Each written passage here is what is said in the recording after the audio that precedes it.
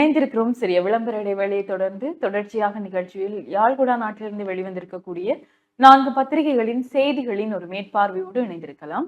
முதலில் ஈழநாடு மற்றும் வலம்புரி பத்திரிகைகளின் செய்திகளை பார்க்கலாம். ஈழநாட்டு பத்திரிகையின் இன்றைய பிரதான செய்தியாக மன்னார் மின் திட்டத்தில் இருந்து அதானி குழுமம் விலகுவது உறுதி, இந்திய ராஜதந்திர வட்டாரங்கள் தகவல். மன்னார் காற்றாலை மின்சார உற்பத்தி திட்டத்தில் இருந்து விலக இந்தியாவின் அதானி குழுமம் உறுதியாக முடிவு செய்துள்ளதாக இந்திய உயர்மட்ட ராஜதந்திர வட்டாரங்கள் தெரிவிப்பதாக கொழும்பு ஊடகம் ஒன்று செய்தி வெளியிட்டுள்ளது என்றவாறு இந்த செய்தி ஈழநாட்டு பத்திரிகையின் பிரதான செய்தி காணப்படுகிறது. தொடர்ச்சியாக வலம்புரி நாளிதழின் பிரதான செய்தியோடு இணைந்திருக்கலாம். வலம்புரி நாளிதழுடைய பிரதான தலைப்பு செய்தியாக பிணைமுறி மோசடி வழக்கு ரணிலுக்கு எதிராக விசாரணைகள் தொடரும். மத்திய வங்கியின் பிணைமுறி மோசடி வழக்கு தொடர்பில் முன்னாள் ஜனாதிபதி ரணிலுக்கு எதிராக விசாரணை மேற்கொள்ளப்படும் என பிரதி அமைச்சர் சுனில் வட்டகல தெரிவித்திருக்கிறார் என்று அந்த செய்தி தொடர்ந்து செல்கிறது. ஏனைய முற்பக்க செய்திகளாக உள்ளூராட்சி தேர்தல் தொடர்பில் ஆராய இலங்கை தமிழரசு கட்சியின் மத்திய குழு இன்று கூடுகின்றது. இலங்கை தமிழரசு கட்சியின் மத்திய குழு கூட்டம் இன்று ஞாயிற்றுக்கிழமை இடம்பெற உள்ளது. வவுனியாவில் இன்று முற்பகல் கூட்டம் நடைபெற உள்ளதாக இலங்கை தமிழரசு கட்சியின் பாராளுமன்ற உறுப்பினர் சத்தியலிங்கம் தெரிவித்திருக்கிறார். அதே போல கட்டமிடப்பட்ட செய்தியாக யாழில் மாணவர்களை இலக்கு வைத்து போதை தயாரித்து விற்கப்படும் இடம் போலீசாரால் முற்றுகை, 24 வயது இளைஞன் கைது. யாழில் மாணவர்களை இலக்கு வைத்து போதைப் பொருள் தயாரித்து விற்கப்படும் இடம் போலீசாரால் முற்றுகையிடப்பட்டிருக்கிறது.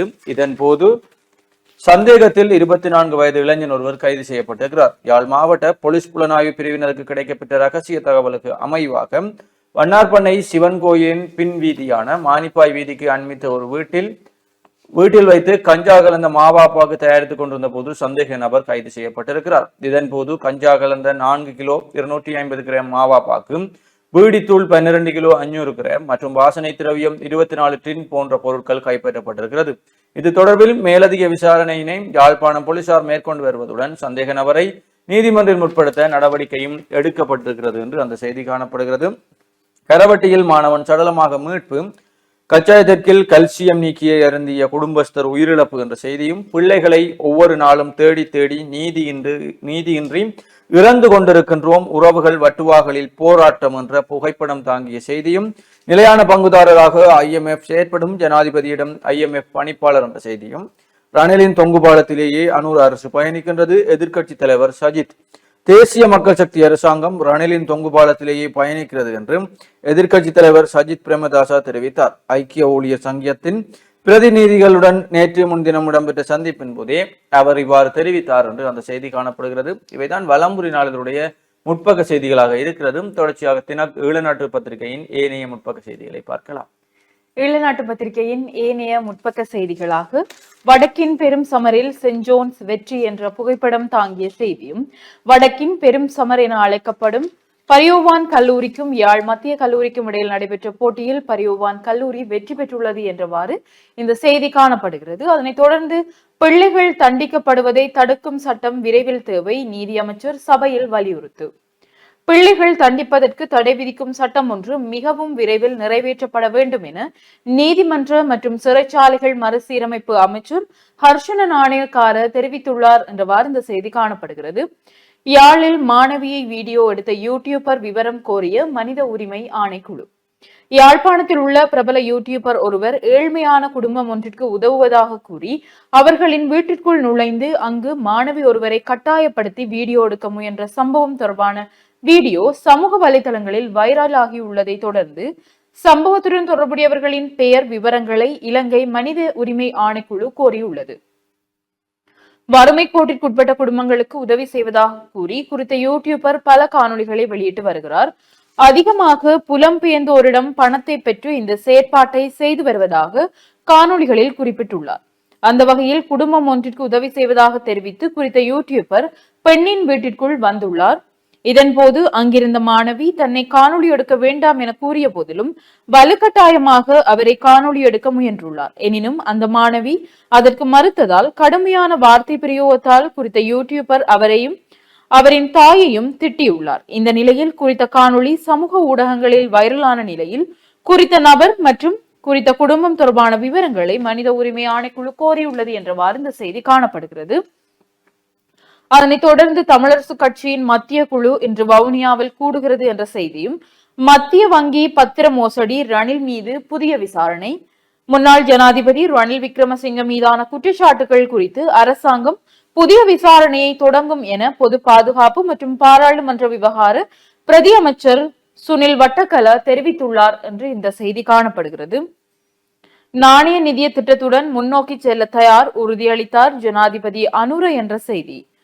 இலங்கை மக்களின் வலுவான ஆணையை பிரதிபலிக்கும் வகையில் சர்வதேச நாணய நிதியத்தின் வேலை திட்டத்துடன் முன்னோக்கி செல்வதற்கு இணக்கம் காணப்பட்ட இலக்குகளை மக்களின் விருப்பத்திற்கு அமைய அடைந்து கொள்வதற்கும் தயாராக உள்ளதாக ஜனாதிபதி அனுரகுமார திசாநாயக்க உறுதியளித்துள்ளார் என்று இந்த செய்தி பிரசுரிக்கப்பட்டுள்ளது.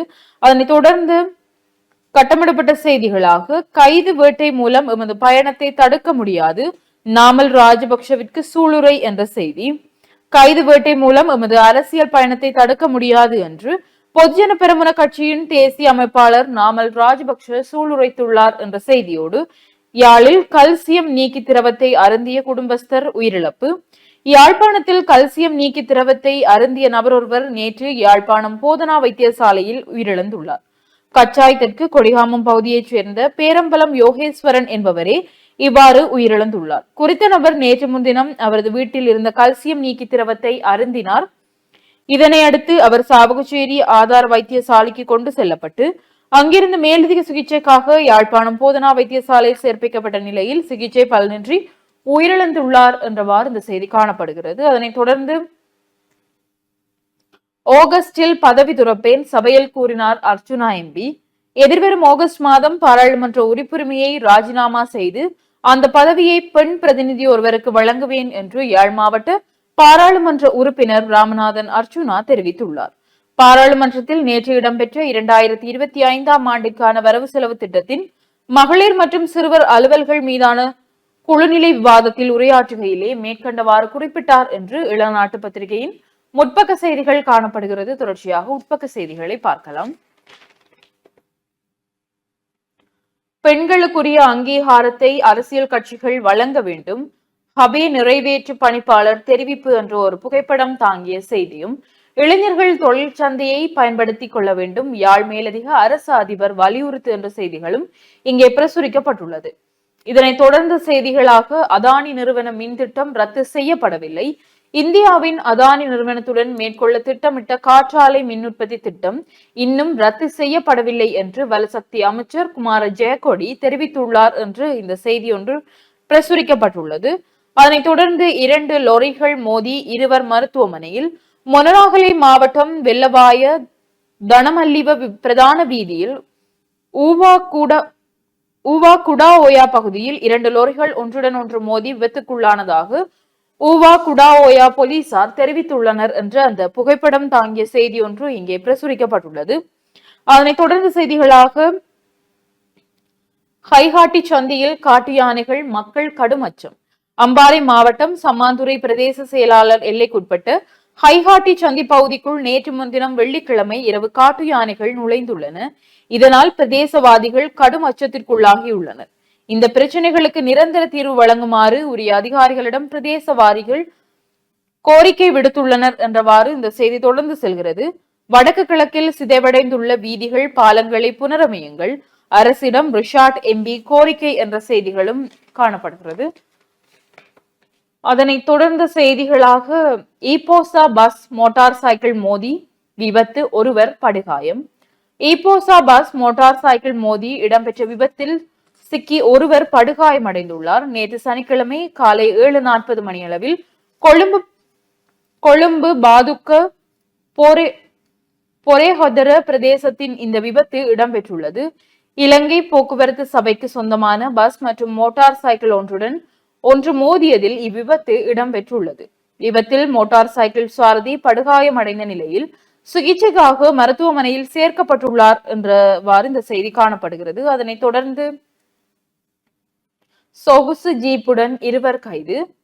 டெஹியோ விட்ட மயானத்திற்கு முன்னால் உள்ள ஹோட்டல் ஒன்றில் உள்ள வாகனங்களை பழுது பார்க்கும் இடத்தில் மறைத்து வைக்கப்பட்டிருந்த சொகுசு ஜீப் ஒன்றுடன் ஹோட்டலின் உரிமையாளர் உட்பட 2 நேற்று முன்தினம் வெள்ளிக்கிழமை போலீசாரால் கைது செய்யப்பட்டனர் என்ற செய்திகளும், பாடசாலை மாணவர்களுக்காக 2000 பேருந்துகள் சேவையில் என்ற செய்தி, பாடசாலை மாணவர்களின் பொது போக்குவரத்து வசதிகளை கருத்தில் கொண்டு சிசு சரிய திட்டத்தின் கீழ் இந்த ஆண்டு 2000 பேருந்துகள் சேவையில் ஈடுபடுத்தப்படும். பின்தங்கிய பிரதேசங்களில் உள்ள பாடசாலைகள் தொடர்பான விவரங்களை கல்வி அமைச்சர் சமர்ப்பிக்க வேண்டும் என போக்குவரத்து அமைச்சர் விமல் ரத்நாயக்க தெரிவித்துள்ளார் என்று இந்த செய்தி தொடர்ந்து செல்வதாக காணப்படுகிறது.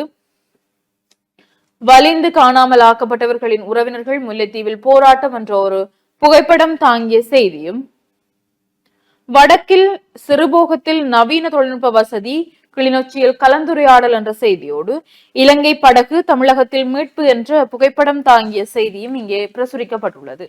இன்று ஞாயிற்றுக்கிழமை என்பதனால் இல்ல நாட்டு பத்திரிகையில் வார மலர் இணைக்கப்பட்டுள்ளது. இல்ல நூலகங்களின் எதிர்காலம் என்ற புகைப்படம் தாங்கிய ஒரு கட்டுரை ஒன்று இங்கே காணப்படுகிறது. வீரகத்தி தனபாலசிங்கம் அவர்களுடைய நாடு அனுரவோடு ஊர் எங்களோடு, சுமந்திரனின் சுலோகம் உள்ளூராட்சி தேர்தலில் தமிழ் மக்களிடம் எடுபடுமா என்ற ஒரு கேள்வியோடு இந்த கட்டுரை காணப்படுகிறது. அதில் முக்கியமான விடயமாக, ஒன்றிணைந்து போட்டியிடாத காரணத்தினால் மாத்திரம் பாராளுமன்ற தேர்தலில் வடக்கு மக்கள் தங்களை நிராகரித்ததாக தமிழ் கட்சிகளின் தலைவர்கள் நினைப்பார்களாக இருந்தால் அவர்கள் மீண்டும் தவறு செய்வதாகவே அமையும் என்றவாறு இந்த கட்டுரை காணப்படுகிறது. அதனைத் தொடர்ந்து கலாநிதி ஜஹான் பெரேரா அவர்களுடைய ஐக்கிய நாடுகள் மனித உரிமைகள் பேரவையில் அரசாங்கம் பதிலளிப்பதற்கு நவாஸ் ஆணைக்குழு அறிக்கை முக்கியமானது என்ற செய்தியும், பெனங்காட்டான் அவர்களுடைய தமிழரசு கட்சியின் இயங்குதளத்தை கொழும்புக்கு நகர்த்தும் இலக்கில் உள்ளூராட்சி தேர்தலில் போட்டி என்ற ஒரு கேள்விக்குறியோடு இந்த கட்டுரையும் காணப்படுகிறது. அதனைத் தொடர்ந்த கட்டுரைகளாக பத்திரிகையாளனாகும் ஆர்வத்தில் மேற்படிப்பை துறந்த பாரதி என்ற ஒரு செய்தியும் கட்டுரையும், இலங்கையில் பள்ளி செல்லும் வயதில் தாயாகும் சிறுமிகள் காரணங்களும் தீர்வுகளும் என்ன என்றவாறு ஒரு கட்டுரையும் இங்கே காணப்படுகிறது. ஐங்கரன் விக்னேஸ்வரா அவர்களுடைய மாறிவரும் உலக அரசியல் ஒழுங்கு, போர்கள் தணிந்து அமைதி திரும்புமா என்ற கேள்வியோடு ஒரு கட்டுரை இங்கே பிரசுரிக்கப்பட்டுள்ளது. அதனைத் தொடர்ந்த உள்நாட்டு செய்திகளுக்குள், அரசியல்வாதிகளுக்கு இழப்பீடு, அரசுக்கு 20 கோடி ரூபாய் நட்டம் என்ற செய்தியும், இவ்வாண்டில் 4 கிரகணங்கள், 2025ஆம் ஆண்டில் 3 சந்திர கிரகணங்களும் 1 சூரிய கிரகணமும் தென்படும் என ஆதர்ஷி கிளாக் மையத்தின் தலைவரும் கொழும்பு பல்கலைக்கழகத்தின் இயற்பியல் பேராசிரியருமான சந்தன ஜெயரத்ன தெரிவித்துள்ளார் என்றவாறு இந்த செய்தி காணப்படுகிறது. உள்ளூராட்சி தேர்தலில் தமிழரசு கட்சி தனி வழி சொல்கிறார் சுமந்திரன் என்றவாறு செய்திகள் பிரசுரிக்கப்பட்டுள்ளது.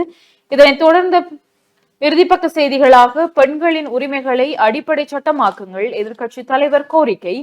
பெண்கள் மற்றும் சிறுவர்கள் உரிமைகளை நாட்டின் அடிப்படை சட்டமாக்குங்கள் என எதிர்க்கட்சி தலைவர் சஜித் பிரேமதாச தெரிவித்தார் என்ற செய்தியும், ரணிலின் குடியுரிமை ரத்து செய்யப்பட வேண்டும், துமிந்த நாகமுவ கோரிக்கை என்ற செய்திகளும் இங்கே பிரசுரிக்கப்பட்டுள்ளது. இதனைத் தொடர்ந்த செய்திகளாக, 17 இந்திய மீனவர்களுக்கு 10 வருட ஒத்திவைத்த சிறை என்ற செய்தி. இலங்கை கடல் எல்லை பகுதியில் பல்வேறு சந்தர்ப்பங்களில் அத்துமீறி மீன்பிடியில் ஈடுபட்ட இந்திய மீனவர்கள் 17 பேருக்கு 10 வருட ஒத்திவைக்கப்பட்ட சிறை தண்டனையை மேலும் ஒரு மீனவருக்கு 2.5 லட்சம் ரூபாய் தண்ட பணமும் விதித்து விடுதலை செய்யுமாறு மன்னார் நீதவான் நேற்று முன்தினம் வெள்ளிக்கிழமை மாலை தீர்ப்பு வழங்கியுள்ளார் என்றவாறு ஈழநாட்டு பத்திரிகையின் செய்திகள் காணப்படுகிறது. தொடர்ச்சியாக வலம்புரி நாளிதழின் செய்திகளை பார்க்கலாம். வலம்புரி நாளிதழுடைய உள்பக்க செய்திகளுக்குள், உள்நாட்டு துப்பாக்கி, மான் கொம்பு, கஞ்சாவுடன் வவுனியாவில் 5 பேர் கைது. உள்நாட்டு துப்பாக்கிகள், மான் கொம்பு மற்றும் கஞ்சா போதைப்பொருளுடன் வவுனியாவில் 5 கைது செய்யப்பட்டுள்ளதாக மாவட்ட குற்ற விசாரணை பிரிவு போலீசார் நேற்று தெரிவித்திருக்காக என்ற செய்தியும், ஞானசார தேரருக்கு எதிராக சிஐடியில் முறைப்பாடு. உயிர்த்த ஞாயிறு தாக்குதல் தொடர்பில் பல்வேறு கருத்துக்களை வெளியிட்டு வரும் கலகொட அத்தே ஞானசேர தேரருக்கு எதிராக குற்றப்புலனாய்வு திணைக்களத்தில் முறைப்பாடு ஒன்று பதிவு செய்யப்பட்டிருக்கிறது. சிறையில் இருந்து விடுதலையாகியதன் பின் தொடர் ஊடக சந்திப்புகள் ஊடாக ஞானசார தேரர் உயிர்த்த ஞாயிறு தாக்குதல் தொடர்பில் பல்வேறு கருத்துக்களை வெளியிட்டு வரும் நிலையில் அவரின் கருத்து தொடர்பில் உரிய விசாரணைகளை முன்னெடுக்குமாறு வலியுறுத்தியே லஞ்ச ஊழல் வீண் விரயத்துக்கு எதிரான பிரஜை அமைப்பினர் குறித்த முறைப்பாட்டை பதிவு செய்திருக்கிறார்கள் என்று அந்த செய்தியும், கொக்கு தொடுவாய் மனித புதைகுழியை மூடி மறைக்காதே காணாமலாக்கப்பட்டோரின் உறவுகள் போராட்டம். முல்லைத்தீவு மாவட்டத்தில் 8 வருடங்களுக்கு மேலாக நீதி கோரி போராட்டம் மேற்கொண்டு வரும் முல்லைத்தீவு மாவட்ட வலிந்து காணாமலாக்கப்பட்ட மக்களின் உறவினர்கள் கவனஈர்ப்பு போராட்டம் ஒன்றை நேற்று முன்னெடுத்தார்கள் என்ற புகைப்படம் தாங்கிய செய்தியும், தென்னந்தோட்ட உரிமையாளர்களுக்கு உரமானியம். 5 ஏக்கருக்கும் குறைவான தென்னந்தோட்ட உரிமையாளர்களுக்கு உரமானியம் வழங்கப்பட உள்ளது. ரஷ்யாவில் இருந்து இலவசமாக பெறப்பட்ட 55,000 மெட்ரிக் டன் MOP உரத்தில் 27,500 மெட்ரிக் டன் உரத்தையே பயன்படுத்தி 56,000 மெட்ரிக் டன் கலப்பு உரத்தை தயாரிக்க திட்டமிடப்பட்டுள்ளது என்று அந்த செய்தியும், திருக்கோணேஸ்வரத்தின் திருப்பணிகளை இந்திய அரசு செய்து தர வேண்டும் கோதாசன் எம்பி கோரிக்கை என்ற செய்தியும் காணப்படுகிறது. விளையாட்டு செய்தியாக ஆகா அசாந்த் அனுசாந்த் வடக்கின் பெரும்போர் வாகை சூடியது செயின்ட் ஜோன்ஸ் மீண்டும் சரிந்தது யாழ் மத்திய கல்லூரி என்று நேற்று இடம்பெற்றிருக்கக்கூடிய அந்த வடக்கின் போரிலே செயின்ட் ஜோன்ஸ் கல்லூரியினுடைய வெற்றி தொடர்பாக அந்த செய்தியும், பொன்னணிகளின் போர் 52 ஆண்டுகளுக்கு பிறகு பேட்ரிக்ஸை வீழ்த்தி வரலாறு படைத்தது யாழ்ப்பாண கல்லூரி என்ற பொன்னணிகளின் போர் தொடர்பான விடயங்களும் இங்கே விளையாட்டு செய்திகளுக்குள் காணப்படுகிறது. ஏனைய உள்நாட்டு செய்திகளுக்குள் திருக்கோணேஸ்வரம் ஆலய திருப்பணி தொடர்பில் இந்திய தூதரக அதிகாரிகள் ஆராய்வு என்ற புகைப்படம் தாங்கிய செய்திகளும், யுத்தத்தின் கொடூர வடுக்களை அலைபேசிக்குள் அடையாளப்படுத்திய வெளிநாட்டு சுற்றுலா பயணிகள், வடக்கு நோக்கி படையெடுக்கும் சுற்றுலா பயணிகள் யுத்தத்தின் வடுக்களை தாங்கிய நிலையில் காணப்படும் பனை மரங்களையும் கட்டடங்களையும் தமது கைத்தொலைபேசிகளில் ஆர்வத்துடன் புகைப்படம் எடுத்து வருவதனை அவதானிக்க முடிகிறது என்றும் அந்த செய்தி தொடர்ந்து செல்கிறது. தொடர்ச்சியாக இன்றைக்கு வலம்புரி வாரமலராக சங்குநாதம் புலந்திருக்கிறது. சங்குநாதத்தில் 10 நிமிட மோதல் பரபரத்த வெள்ளை மாளிகை என்று அந்த கட்டுரை ஒன்று பிரசுரிக்கப்பட்டிருக்கிறது. அதே போல ஆலடி மாநாடு, யாழ் நுண்கலைப்பீட கண்டீனில் மீன் சாப்பாடு விற்கப்படுதாம் என்று ஆலடி மாநாடு தொடர்பான கட்டுரையும் இங்கே காணப்படுகிறது. அதே போல இன்றைக்கு சங்குநாதத்திலே இன்றைக்கு பலருடைய கட்டுரைகள், கவிதைகள், ஆக்கங்கள் பிரசுரிக்கப்பட்டிருக்கிறது. களம்பல கண்ட யாழ்கோட்டை செங்கையாளியனுடைய 47வது பதிப்பும் காணப்படுகிறது. தொடர்ச்சியாக உள்நாட்டு செய்திக்குள் அதானியின் காற்றாலை திட்டம் இன்னமும் ரத்து செய்யப்படவில்லை, தெளிவுபடுத்திய வலிசக்தி அமைச்சர். அதானி நிறுவனத்துடன் மேற்கொள்ள திட்டமிடப்பட்ட காற்றாலை மின் திட்டம் இன்னும் ரத்து செய்யப்படவில்லை என வலிசக்தி அமைச்சர் குமார ஜெயக்கொடி தெரிவித்திருக்கிறார். கிளிநொச்சி மாவட்டத்தின் பண்பாட்டு மகளிர் தின நிகழ்வு நேற்று கூட்டுறவு மண்டபத்தில் இடம்பெற்றது என்ற புகைப்படம் தாங்கிய செய்தியும், தனங்கிழப்பு மற்றும் மரவன்புலோ நெற்செய்கையாளர்களுக்கான அறிவித்தல். தனங்கிழப்பு மற்றும் மரவன்புலோ பிரதேசங்களில் நெற்செய்கையில் ஈடுபடுகின்ற விவசாயிகள் நாளை மறுதினம் செவ்வாய்க்கிழமை 2025ஆம் ஆண்டுக்கான ஏக்கர் வரி மற்றும் சந்தாப்பணம் ஆகியவற்றை சாகவச்சேரியில் செலுத்த முடியும் என கமக்கார அமைப்பினர் தெரிவித்திருக்கிறார்கள் என்று அந்த செய்தியும், நாட்டில் கடன் அட்டையை பயன்படுத்துவோருடைய எண்ணிக்கை அதிகரிப்பு, நாட்டில் புதிய கடன் அட்டைகளும் கடன் அட்டை பயன்பாடுகளும் அதிகரித்துள்ளதாக தரவுகள் தெரிவித்திருக்கிறது என்று அந்த செய்தியும் காணப்படுகிறது. வெளிநாட்டு செய்திகளுக்குள் அமெரிக்காவின் வர்த்தக போர் எதிர்க்க இந்தியாவை அழைக்கும் சீனா, ஈரானிடம் டீல் பேசும் ட்ரம்ப் கடிதம் மூலம் தூதும், சர்வாதிகாரத்தின் உச்சம் வடகொரியா தப்பி வந்து அவர் கூறும் பகிர் தகவல் என்ற செய்தியும் வெளிநாட்டு செய்திகளுக்குள் காணப்படுகிறது. வலம்புரியினுடைய ஆசிரியர் தலையங்கமாக இலங்கை கடற்பரப்பில் அத்துமீறும் மீனவர்கள் என்ற தலைப்பிலே ஆசிரியர் தலையங்கமும், பிள்ளைகளை தண்டிப்பதை தடை விதிக்கும் சட்டம் நிறைவேற்றப்பட வேண்டும், அமைச்சர் ஹர்சன நாணயக்காரர். பிள்ளைகளை தண்டிப்பதற்கு தடை விதிக்கும் சட்டம் ஒன்றும் மிக விரைவில் நிறைவேற்றப்பட வேண்டும் என நீதிமன்றம் மற்றும் சிறைச்சாலைகள் மறுசீரமைப்பு அமைச்சர் ஹர்சன நாணயக்காரர் தெரிவித்திருக்கிறார் என்ற செய்தி. சேறு பூசும் அரசியல் கலாச்சாரத்தை அரசாங்கம் கைவிட வேண்டும், முன்னாள் எம்பி பிரேம்நாத் சி. மகளிர் தினத்தை முன்னிட்டு பெண் பணிக்குழாமினருடன் பயணித்த ஸ்ரீலங்கன் விமான சேவை என்ற செய்தியும், கம்பகாவில் துப்பாக்கிச் சூடு 2 காயம், பழையில் கிணற்றில் இருந்து ஆசிரியையின் சடலம் மீட்பு என்ற செய்திகளும் காணப்படுகிறது. தொடர்ச்சியாக உட்பக்க செய்திகளுக்குள் வடக்கில் 16,000 ஏக்கரில் தென்னை செய்கை, அமைச்சர் சமந்த வித்யாரத்ன தெரிவிப்பு. 36,000 ஏக்கரில் புதிதாக தெங்கு செய்கை முன்னெடுக்க திட்டமிட்டுள்ளதாக பெருந்தோட்டம் மற்றும் சமூக உட்கட்டமைப்பு வசதிகள் அமைச்சர் சமந்த வித்யாரத்ன தெரிவித்திருக்கிறார். உள்ளூர் உற்பத்தியாளர்களின் விற்பனை சந்தை இன்று நடுக்கடலில் மிதந்த இலங்கை படகால் பதற்றம் என்ற செய்திகளும் வலம்புரி பத்திரிகையில் காணப்படுகின்ற செய்திகளாக இருக்கிறது. தொடர்ச்சியாக உதயன் நாளிலோடு இணைந்திருக்கலாம். உதயன் பத்திரிகையின் இன்றைய பிரதான செய்தியாக படையினரிடம் ஒப்படைக்கப்பட்ட எங்களின் பிள்ளைகள் எங்கே? கோத்தபாய கடற்படை முகாமிற்கு முன்பாக நேற்று தீவிர போராட்டம். படையினரின் கரங்களில் ஒப்படைக்கப்பட்ட காணாமல் போன தமது உறவுகளுக்கு என்ன நடந்தது என்பதை வெளிப்படுத்துமாறு கோரி நேற்று தீவிர போராட்டம் இடம்பெற்றது என்று இந்த புகைப்படம் தாங்கிய செய்தி ஒன்று உதயன் பத்திரிகையின் பிரதான செய்தியாக காணப்படுகிறது. தொடர்ச்சியாக தினக்குரல் நாளிதழின் பிரதான செய்தி என்னவென்று பார்க்கலாம். தினக்குரல் நாளிதழுடைய பிரதான தலைப்பு செய்தியாக முல்லை வட்டுவாகலில் இராணுவத்திடம் ஒப்படைத்த உறவுகள் எங்கே? அரசின் பதில் என்ன? உண்மையையும் நீதியையும் பெற்றுக் கொடுங்கள், நாடாளுமன்றத்தில் ரவிகரன் காட்டம்.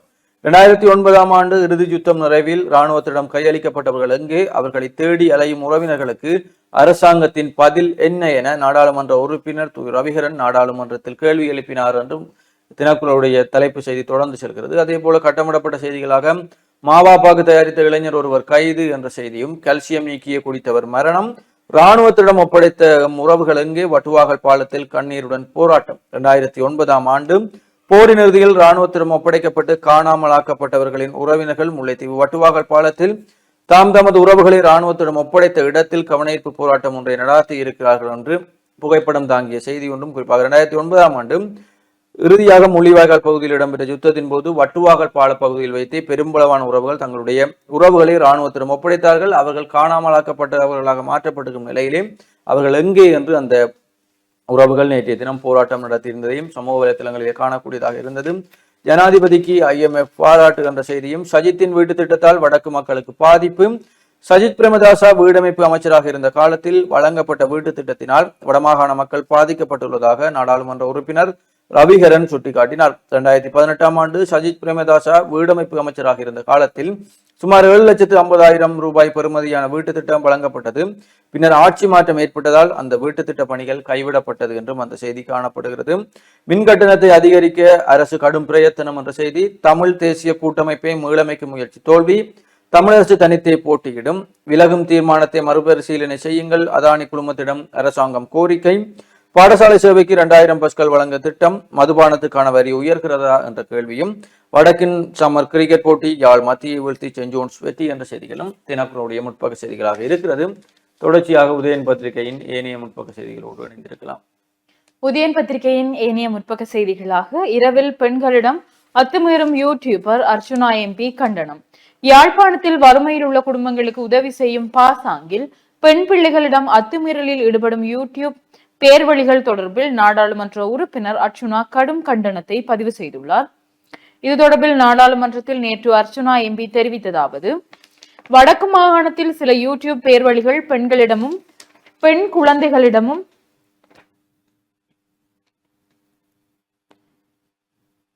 தவறான முறையில் இடம்பெற்றுக் கொண்டிருக்கிறார்கள். உதவி செய்யும் பாசாங்கில் பெண் பிள்ளைகளிடம் அத்துமீறலில் ஈடுபடுகிறார்கள் என்றவாறு இந்த செய்தி தொடர்ந்து செல்கிறது. அதனைத் தொடர்ந்து செய்திகளாக கல்சியம் நீக்கி அருந்தியவர் சாவு என்று நாங்கள் ஏலவே விரிவாக பார்த்த செய்தி, மாணவர்களுக்கு மாவா சந்தேக நபர் கைதானார் என்ற செய்தியும், வடக்கின் பெரும் போரில் சென்ட் ஜோன்ஸ் வெற்றி என்று அந்த புகைப்படம் தாங்கிய செய்தியும், பொன்னணிகளின் போரில் யாழ்ப்பாண கல்லூரி அசத்தலான வெற்றி 52 வருடங்களின் பின்னர் சாதிப்பு என்றவாறும் புகைப்படம் தாங்கிய செய்தி ஒன்று இங்கே பிரசுரிக்கப்பட்டுள்ளது. அதானியை அரசு கைவிடவில்லை, வெளியான புதிய தகவல் என்ற செய்தியோடு தேங்காய் தட்டுப்பாடு 4,50,000 பேர் வேலை இழப்பு என்றவாறு இந்த செய்திகள் இங்கே காணப்படுகிறது. அதனைத் தொடர்ந்த செய்திகளாக எரிபொருள் நிதி இழப்பு எதிர்கொள்வது எப்படி, கூட்டுறவு சங்கங்கள் நேற்று கலந்துரையாடல் என்ற செய்திகள் உதயன் பத்திரிகையின் முற்பக்க செய்திகளாக காணப்படுகிறது. அதனைத் தொடர்ந்து முச்சந்தி முரளி அவர்களுடைய கருத்தாக, இந்த வெள்ள இன்னும் எத்தனை பேரு அவுட் ஆக்க போகுதோ தெரியல என்ற மாதிரி இந்த செய்தி காணப்படுகிறது.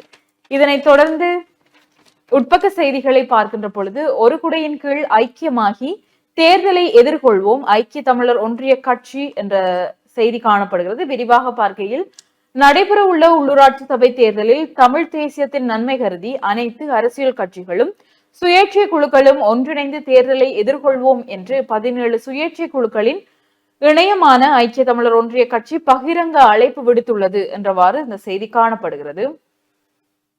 செவ்வந்தி மாயம் தேடுதல் தொடரும். கொழும்பு புதுக்கடை நீதிமன்றத்தில் பாதாள உலக கும்பல் தலைவர் கணேமுல்ல சஞ்சீவ சுட்டுக்கொலை செய்யப்பட்டதற்கும் துப்பாக்கியை கொடுத்து உதவிய சந்தேக நபரான இஷாரா செவ்வந்தியை தேடும் பணிகள் தொடர்ந்து முன்னெடுக்கப்பட்டுள்ளதாக போலீஸ் அதிகாரிகள் தெரிவித்துள்ளனர் என்று இந்த செய்திகள் தொடர்ந்து செல்கிறது. பயங்கரவாத சட்டத்திற்கு எதிராக கையெழுத்து வேட்டை ஆரம்பம். மக்கள் பேரவைக்கான இயக்கம் பயங்கரவாத தடை சட்டத்தை நீக்குமாறு கோரிக்கையை முன்வைத்து நாடு பூராகவும் கையெழுத்து வேட்டையை ஆரம்பித்துள்ளது என்று இந்த புகைப்படம் தாங்கிய செய்தி ஒன்று காணப்படுகிறது. அதனைத் தொடர்ந்து தமிழர்களின் மரபுரிமைகள் கட்டி காக்கப்பட வேண்டும், துணைவேந்தர் ஸ்ரீ சட்குணராஜா தெரிவிப்பு. பாரம்பரியம் அதுவே தமிழர்களின் வாழ்வியல், அந்த வகையில் தமிழ் மக்களின் மரபுரிமைகளை தொடர்ந்தும் பேணப்பட வேண்டும் என்று யாழ்ப்பாண பல்கலைக்கழகத்தின் துணைவேந்தர் பேராசிரியர் ஸ்ரீ சட்குணராஜா தெரிவித்துள்ளார் என்று இந்த செய்தி காணப்படுகிறது. அதனைத் தொடர்ந்த உள்நாட்டு செய்திகளுக்குள், கிளிநொச்சி மாவட்டத்தில் சர்வதேச மகளிர் தினம் என்ற புகைப்படம் தாங்கிய செய்தியும், யாழ் நூலக அபிவிருத்தி ஆலோசனை கூட்டம் என்ற ஒரு கட்டமிடப்பட்ட செய்திகளும் இங்கே பிரசுரிக்கப்பட்டுள்ளது. அதனைத் தொடர்ந்து கடன் அட்டை பயன்பாடு நாட்டில் அதிகரிப்பு, நாட்டில் கடந்த ஆண்டில் டிசம்பர் மாதம் புதிய கடன் அட்டைகளும் கடன் அட்டை பயன்பாடுகளும் அதிகரித்துள்ளதாகவும் தெரிவித்துள்ளன. கடந்த ஆண்டு நவம்பர் மாதம் 19,51,654 இருந்த கடன் அட்டைகளின் எண்ணிக்கை டிசம்பர் மாதம் 19,70,130 அதிகரித்துள்ளது. இத்துடன் 2024 ஆண்டும் நவம்பர் மாதம் கடன் அட்டை பயன்பாடுகளால் கிடைக்கப்பெற்ற நிலுவைத் தொகை 1,51,614 மில்லியன் ரூபாவாக காணப்பட்ட நிலையில் டிசம்பர் மாதம் அளவில் 1,57,957 மில்லியன் ரூபாவாக அதிகரித்துள்ளதாக தெரிவிக்கப்பட்டுள்ளது என்று இந்த செய்தி காணப்படுகிறது. குறைபாடுள்ள குழந்தைகள் பிறப்பு எண்ணிக்கை உயர்வு என்ற செய்தி ஒன்றும் இங்கே பிரசுரிக்கப்பட்டுள்ளது. அதனைத் தொடர்ந்து ஞாயிற்றுக்கிழமை என்பதனால் உதயன் பத்திரிகையில் சஞ்சீவி மலரும் இணைக்கப்பட்டுள்ளது. முதல் கட்டுரையாக திசை காட்டியை வடக்கில் உறிஞ்சும் ஒட்டுண்ணிகள் என்றவாறு இந்த கட்டுரை பிரசுரிக்கப்பட்டுள்ளது. நரசிம்மன் அவர்களுடைய கட்டுரை. எம்மை தாக்கும் புற்றுநோய்கள் ஒரு சரியான பார்வையும் புரிதலும் என்று மருத்துவர் குருபரன் அவர்களுடைய கட்டுரை ஒன்று இந்த நோய் தொடர்பான பார்வையும் அது தொடர்பான புரிதல்களும் இங்கே பிரசுரிக்கப்பட்டுள்ளது. புற்றுநோய் என்றால் என்ன, அது எப்படி ஏற்படுகிறது, எப்போதும் புற்றுநோய் உள்ளதா என்று சந்தேகிக்க வேண்டும் என்றவாறெல்லாம் இது தொடர்பான தகவல்கள் இங்கே பிரசுரிக்கப்பட்டுள்ளது. நிலாந்தன் அவர்களுடைய யாழ்ப்பாணமே உனது பசி எது, தாகம் எது என்ற கேள்விகளோடு ஒரு கட்டுரை இங்கே காணப்படுகிறது.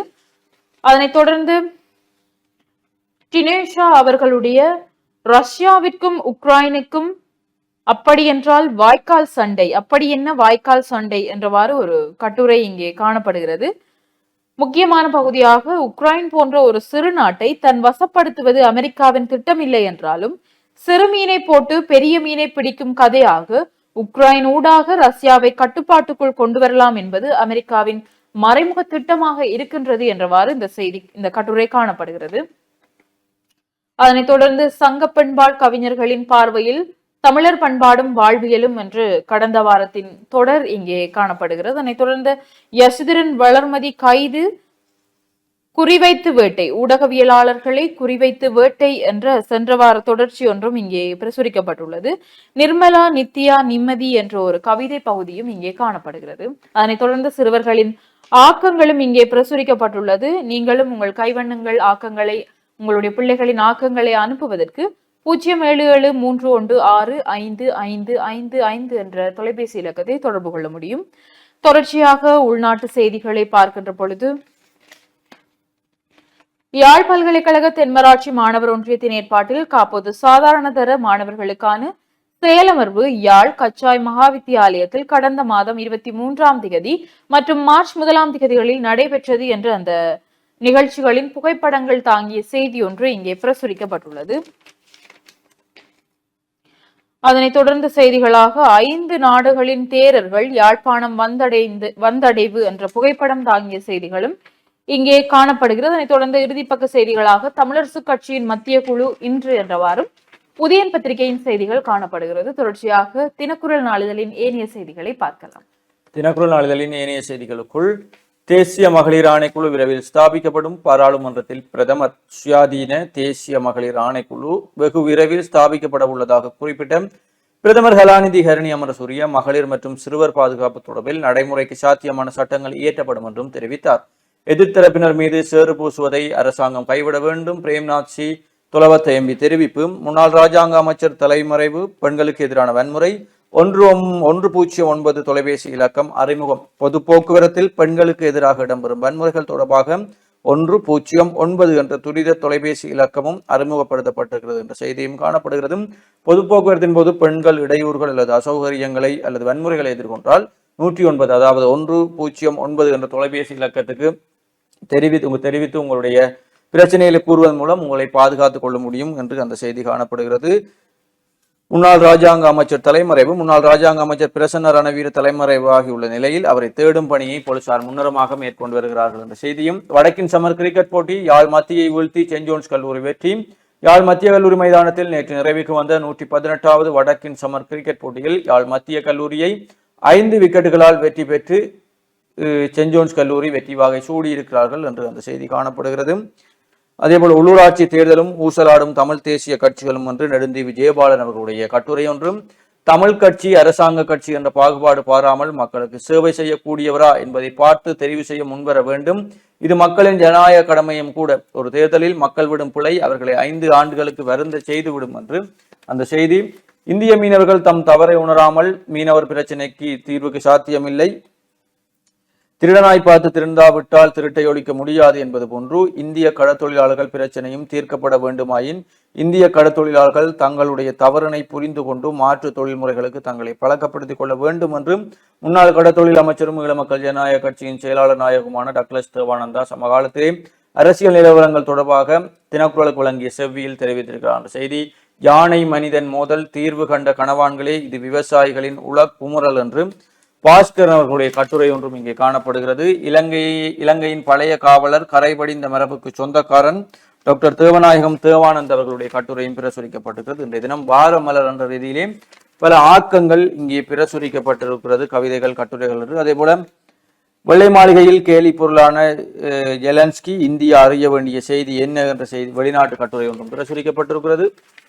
அதே போல பாதுகாப்பான போக்குவரத்து, வீதி சமிக்கை விளக்குகளை பொறுத்த நிதி ஒதுக்குங்கள். வவுனியா நகரத்தில் பாதுகாப்பான போக்குவரத்தினை உறுதிப்படுத்துவதற்கு வீதி சமிக்கை விளக்குகளை பொறுத்த நடவடிக்கை மேற்கொள்ளுமாறு பாராளுமன்ற உறுப்பினர் ப. சத்தியலிங்கம் கோரிக்கை விடுத்திருக்கிறார் என்ற செய்தி. முகமாலையில் குடியமர்வோரின் தேவைகளை பூர்த்தி செய்வோம் என்ற செய்தியும் காணப்படுகிறது. தினக்குரலுடைய ஆசிரியர் தலையங்கமாக கண்ணியமான ஆசிரியர்கள் நமக்கு அவசியம் அவசரம் என்ற ரீதியிலே ஆசிரியர் தலையங்கமும், கடலில் கவிழ்ந்த இலங்கை படகு தமிழக மீனவர்களால் மீட்பு, பூந்தொட்டியை மிதித்ததற்காக பிரதமர் ஹரணி மீது வழக்கு. பூந்தொட்டியை மிதித்ததற்கு எதிராக தனக்கு வழக்கு தொடரப்பட்டுள்ளதாக இலங்கை பிரதமர் ஹரணி அமரசூரிய நேற்று தெரிவித்திருக்கிறார். நேற்று நாடாளுமன்றத்தில் உரையாற்றிய அவர், கடந்த ஆண்டு மகளிர் தினத்தன்று பொல்துவ சந்திப்பில் நடைபெற்ற போராட்டத்தை நினைவு கூர்ந்த போது இந்த கருத்துக்களை தெரிவித்தார். கடந்த வருடம் மார்ச் 8ஆம் தேதி எனக்கு நன்றாக நினைவிருக்கிறது. அன்று பொல்துவாவில் நடந்த போராட்டத்தின் போது இங்குள்ள பெண் எம்பிக்கள் உட்பட எங்கள் பெண் எம்பிக்கள் நீர்த்தாரைகளால் தாக்கப்பட்டனர். தண்ணீர் தாக்குதலுக்கு பிறகு அன்று நான் பாராளுமன்றத்துக்கு வந்தேன். பூந்தொட்டிகளை மிதித்ததற்காக எங்கள் மீது வழக்கு தொடரப்பட்டது. அந்த வழக்கு இன்னும் விசாரிக்கப்படுகிறது. நான் பிரதமராக இருந்த போது கூட அதற்கு நான் பொறுப்பு கூற வேண்டி இருந்தது. அந்த போராட்டங்கள் வழியாகத்தான் நாங்கள் இங்கு வந்தோம் என்று பிரதமர் ஹரணி அமரசூரிய தெரிவித்திருக்கிறார். பெண்களை வலுப்படுத்துவதற்கு நமது பங்களிப்பு தொடரும். அமெரிக்க தொண்டு நிறுவன பணிப்பாளர், தமிழ் மக்களின் மரபுரிமைகள் மண்ணில் தொடர்ந்து பாதுகாக்கப்பட வேண்டும்.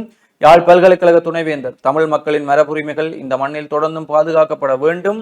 அந்த வகையில் தான் ஆலயங்கள் நமது மண்ணில் பேணப்பட்டு வந்துள்ளன என யாழ்ப்பாண பல்கலைக்கழக துணைவேந்தர் பேராசிரியர் ஸ்ரீ சர்க்குணராஜா தெரிவித்திருக்கிறார் என்றும் அந்த செய்தி காணப்படுகிறது. தினக்குடைய இறுதிப்பக்க செய்திகளாக இலவை பார்த்தது போல, வங்கிக் கடன் அட்டை பயன்பாடு அதிகரிப்பு, மத்திய வங்கி தகவல், கிரிபத்கூட பகுதியில் உள்ள இரவு விடுதியில் தாக்குதல், 19 வயது பெண் சடலமாக மீட்பு, காதலன் தூக்கிட்டு தற்கொலை, மகன் செலுத்திய காரின் சிக்கி தாய் பலி என்ற செய்திகளும் தினக்குரல் மற்றும் ஏனைய பத்திரிகையினுடைய முக்கிய செய்திகளாக காணப்படுகிறது. தொடர்ந்து இணைந்திருங்கள் நேயர்களே. சிறிய ஒரு விளம்பர இடைவேளைக்கு பிறகு மீண்டும் சந்திக்கலாம்.